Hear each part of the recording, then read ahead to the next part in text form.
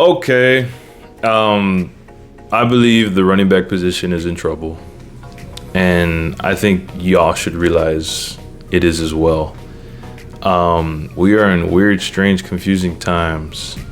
For not only being a running back in the NFL, but thinking of being one or having aspirations to be a running back in the league going forward, because there are so many aspects to why this is going on, and I'm going to try to hit every single one. Remember, I'm just going straight forward on recording, so bear with me. Recent news had Josh Jacobs get tagged after leading the league in rushing last year. Saquon Barkley got tagged after leading the Giants to a playoff win over my team. And then that sort of stirred some drama on social media. Derrick Henry just said, hey, why don't you just get rid of the position, right? If you're going to be treating us like this unfairly, just get rid of it. And I mean, I understand why what's going on. I'm going to try to explain it to you. But there's just so much that goes into it, so I'm going to try to branch off into every single one and then bring it back, hopefully. And remember, these are questions. So we had Josh Jacobs tagged, we had Saquon Barkley tagged, and then we still have notable running backs still free under 50 days until the season starts, right? And these are still premier, kind of elite running backs that can do some damage on a team. We have Dalvin Cook, we have Leonard Fournette, we have Kareem Hunt, we have J.D. McKissick, we have Mark Ingram. Even if you want to throw another big name in there, Ezekiel Elliott, right? So the franchise tag, right? Just in case you don't know how it works, Josh Jacobs and Saquon Barkley will both be making $10 million a year, right? Why? Because the franchise tag goes off of the 5 highest players and it rounds off, and that's your annual salary on the tag, right? So this is where you bear with me. This is where it's going to get kind of confusing. So Christian McCaffrey is the highest paid running back in the league, right? At $16 million a year. Even with injuries, back-to-back injuries, he's still getting $16 million a year. Then it's Alvin Kamara at like 15, and then it's Derrick Henry, Nick Chubb at like 13, Aaron Jones around that area too. So all that rounds off, and it gives Josh Jacobs and Saquon Barkley, if they play on the tag, $10 million. And what's crazy is they'll be making the same amount of money as Tony Pollard, who was a 1-2 punch man last year. And they're all around the same age, 25, I think, all of them, 26, one maybe 24. And then that's where it gets iffy, And then the branch off on the contracts on running backs it just goes down. Like Bijan Robinson's going to be making more than 85% of the running backs, and he's a rookie. So it just doesn't make sense. Like even he's going to be making around as much as Austin Eckler. So this is where it's going to get confusing, right? So if Christian McCaffrey's getting $16 million a year, Alvin Kamara's getting 15, and he's had a drop off, hasn't been the same since Drew Brees, and then Derrick Henry's getting 13, 14. What do you pay Josh Jacobs and Saquon Barkley? Like, how do you? Okay, this is another thing too to take into consideration. Last year was Josh Jacobs' first wow me year, like that he was literally playing on his contract year, right? So it's the first time we saw him. He led the league in rushing, and he did amazing, right? That's the first year we saw. Saquon Barkley, we know what he could do when he's healthy. So I asked the question, do you think with all that considered, do you pay a Josh Jacobs and Saquon Barkley $16 million or more? Yes or no? It's a question, right? And at the age of 25, 26, how can you give... Because to me, the running back position dies at age 30. Always has to me. I'm a huge Adrian Peterson fan. I've always thought, hey, when this dude reaches 30, like that's it. Like I've seen it. Why? Because that position just gets hit every single play. Like whether you're catching a ball You're doing a route to try to catch a ball. You're putting up a block. You're running. You're getting 15, 20 touches a game. That mileage over time, like, and injuries will come. Like, it's just, I think at 30, especially players like Nick Chubb and Derrick Henry who are north and south, like, there's really no longevity on there. And then the contracts compared to the quarterbacks, which I'll probably get into later, there's just like no comparison. So it gets extremely, extremely, extremely complicated. So do you pay those two that much? Or Saquon Barkley has already said, hey, I'm thinking about, and I'll probably add a little clip on that in the end. Saquon Barkley has already said, hey, like, I'm going to sit out, okay? And we've seen what happens, right? Leveon Bell, for example, he sat out and we never saw him again. Ever again. At the peak of his prime. The best running back in the league, right?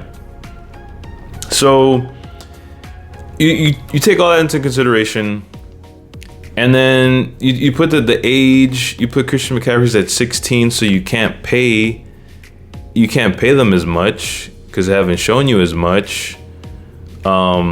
And then all these free notable running backs they've already told Dalvin Cook, hey, you're $5 million or you're nothing, right? You're $5 million a year or you're nothing. Dalvin Cook had an amazing year last year. Over 1,000 rushing yards, a lot of touchdowns. I forgot what he had. I think he had 6 or 8. He helped us back against the biggest deficit in NFL history against the Colts. He had like a 75 yard run against the Dolphins, I believe. Like, the dude was we just didn't use him because, obviously we had Justin Jefferson to feed, Adam Thielen to feed, KJ Osborne to feed, especially with the new Kevin O'Connell offense, right? It's not a run happy game anymore, right? It's not a Zimmer run the ball first and second down, pass on third. It's not that anymore. And we saw because Justin Jefferson went crazy, right? So if they're telling Dalvin Cook, hey, you're $5 million a year and you're nothing, just try to think of that balance. If they're $5 million and nothing, then what is Leonard Fournette? What is Kareem Hunt? What is J.D. McKissick? What is Mark Ingram? What is Zeke? And I would say Dalvin Cook's probably still the best one out of all those, right? He's still the premier running back out of all those free ones. So if you're gonna give Dalvin Cook 5, you got to pay them lower. And then if you're paying Christian McCaffrey 16, Derrick Henry 13, 12, Nick Chubb the same, Alvin Kamara 15. So, like, you know what I mean? Like, it's tricky.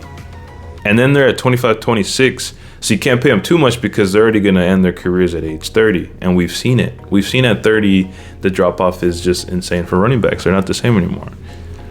And then this is where I'm going to get into the other aspect. It's just, we've already known it's a passing league, right?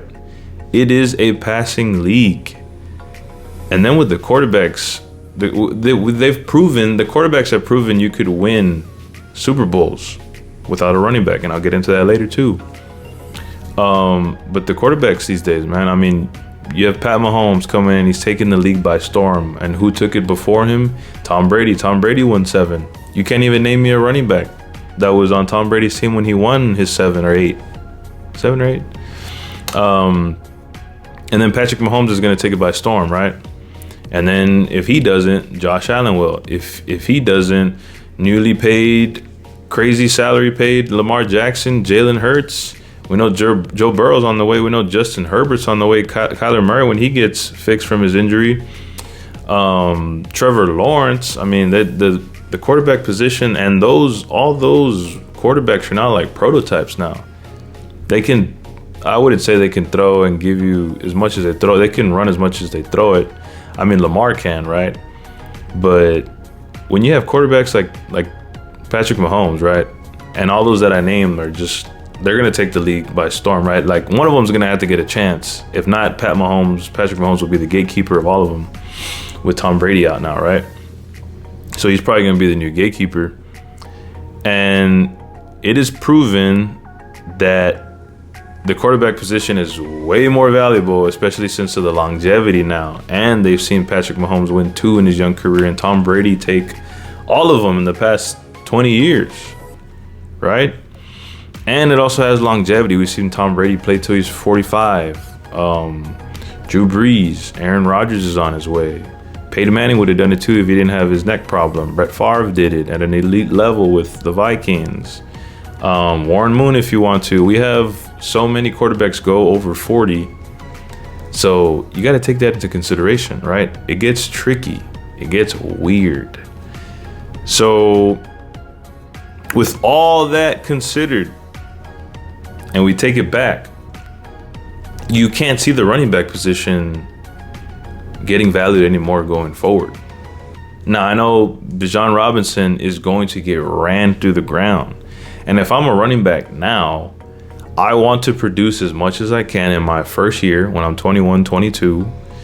And I want to have talks already or hint, hey, I might want a contract, because if they're going to play me out, if they're going to run me to the ground, and they will, Bijan Robinson will get so much value or volume, They're going to run him to the ground in Atlanta.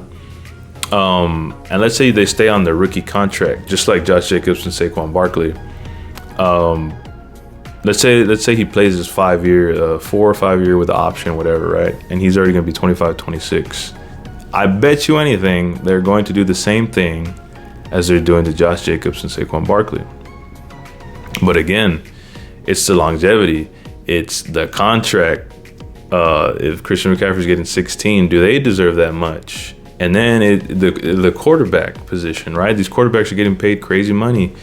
Lamar and Jalen Hurts just got paid almost $50 million a year, compared to the average salary of a running back is so low now, compared to $60 million a year, because they know these quarterbacks could win big time moments, and it just comes to their arm and not the running back, right? And we've seen it, and this is where I was going to get into.